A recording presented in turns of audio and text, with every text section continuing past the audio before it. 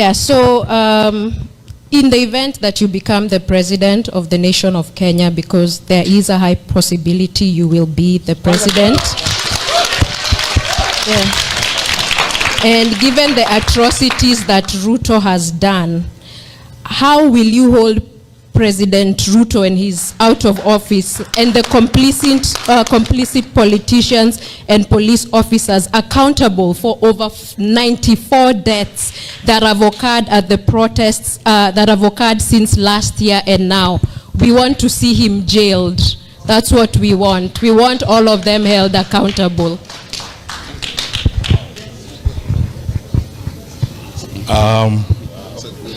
This is why maybe next time we have a meeting we should start with them.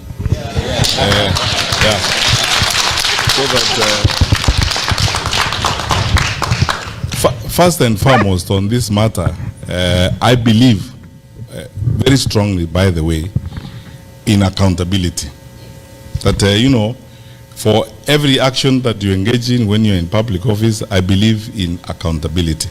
That you should be asked questions and you should answer for what you have done when you're in public office. That's why for many times we have been in public. You know, by the way, I have answered questions myself about Rivayara. I've answered questions about cases of forced disappearances and said where investigations were not complete, the files are there, they should be complete, and I am myself ready to go before an inquiry. I think for this particular reason, and I agree with what you are saying, we should allow, we have enough instruments. You know, we are a country that is ruled by the constitution and rule of law. We have enough instruments. We will not actually even need to invent any new instruments or write any new law. We are both local and international instruments. And you know, by dint of the fact that we are signatories to these international instruments, I am sure that some of them will probably not even need us as a government or as a country to invoke them. I have said this before. This is not the first time I'm saying it, so that someone says I'm saying it before Zamia. I have said it before in a separate interview in media in Kenya, that you know, people need to be advised about one thing. And I used to tell even police officers when I was their minister, don't take instructions from me to do something wrong, because when you're standing in the dock, I will not be there. The truth of the matter is this: let us all pray and hope that one, we have a peaceful movement and transfer of power, because the stability of the country is very important.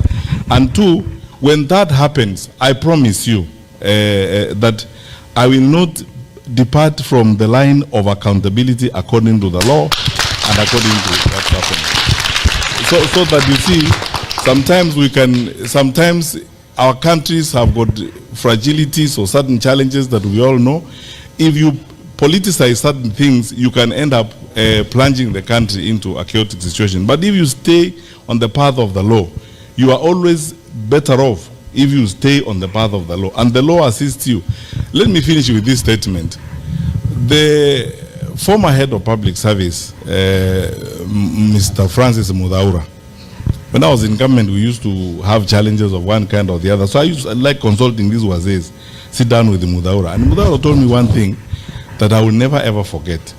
He told me, you know, Minister, if you actually lived by the law, you decided yourself when you wake up in the morning, you are going to respect the law and you are going to follow the law, you will be a very peaceful man, because you will have nothing to worry about, because the law makes it easier for everybody, for those who are aggrieved, for those who have been accused, to do the right thing. So I think my view is, let us pray even as we part. Let us pray that we have a peaceful arrangement, and through that we ensure that the law and the constitution we have in place, which is strong enough, comes into play. I will not betray the constitution. That's my promise. We have come